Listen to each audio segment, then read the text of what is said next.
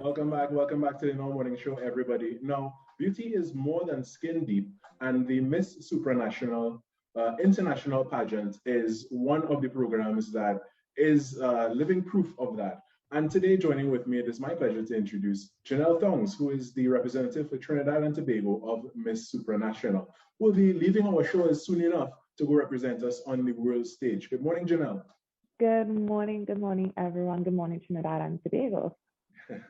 Thank you for being with us this morning, and congratulations on being the one crowned to represent us first and foremost.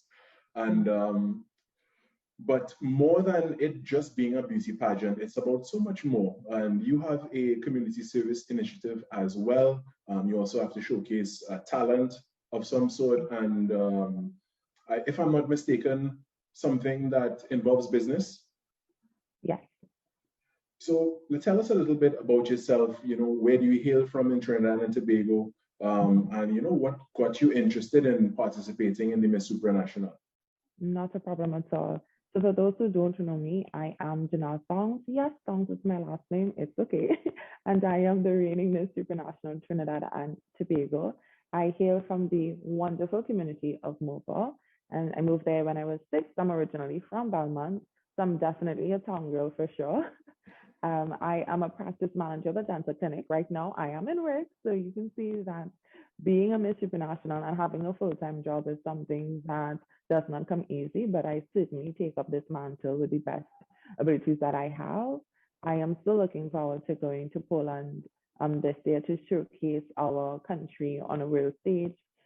Competing in a pandemic has proven to be quite different than I would expect when I've competed in pageants before. This is not my first rodeo. I've been in pageantry for 11 years now. Wow. So I started at 18, and I can certainly say that it has been a wonderful experience thus far. And I entered Miss Supranational Trinidad and Tobago because I wanted to end my journey on the greatest high. And I am so thankful that I won. I would have been happy either way, but knowing that I can now be a true member of the Miss Trinidad and Tobago fraternity is something that I dreamt as a little girl when I saw Wendy take home the crown. So I'm hoping in August I will be able to do the same. So you said that, as you are closing this part of your journey, is this going to be your last pageant? Yes, this is the last pageant I will be competing in, but certainly it's not the last you're going to see of me. I've seen how this has transformed me into the woman that I've always wanted to be and the woman that I continuously strive to become. And I would love to help other young women and young men, because there is a Mr. Supranational competition as well. I want to help others really come into themselves and walk into their purpose, as I have been blessed to do. And now with my community service initiative, I truly believe that I'm here to start my legacy, something that my children will be proud of, something that my country will be proud of. So this is a once in a lifetime opportunity for me that I do not take for granted at all. Well, let's speak about that community service initiative. And if I'm not mistaken, the name of it is Bridging the Gap. Yes. Okay, so about 2 to 3 years ago, I launched the Let's Each One Reach One TT charitable initiative.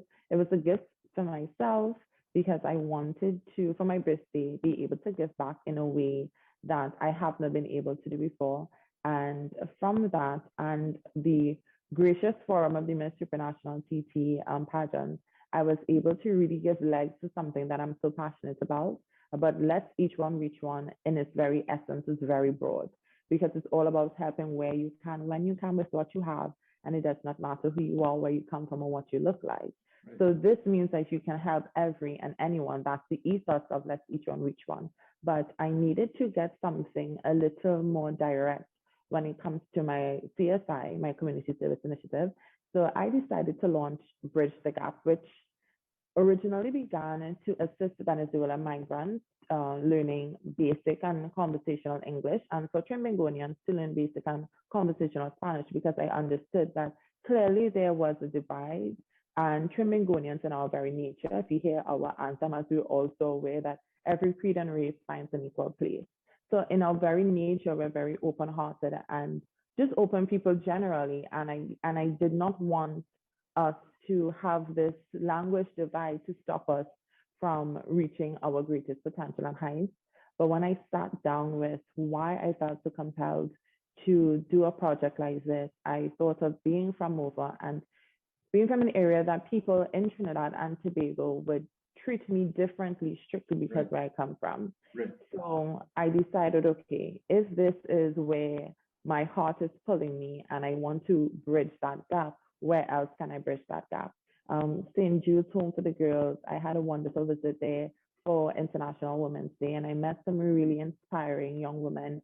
And I said, okay, I asked my national directors to get in contact with them to ask them if I can adopt them as a project, not only from a Supranational, but this is something that I want to start with them for how long they allow me to really, so that we can do social integration programs for these young women, so that when they leave St. Jude's, that they have really all the tools that they will need to ensure that they are successful women.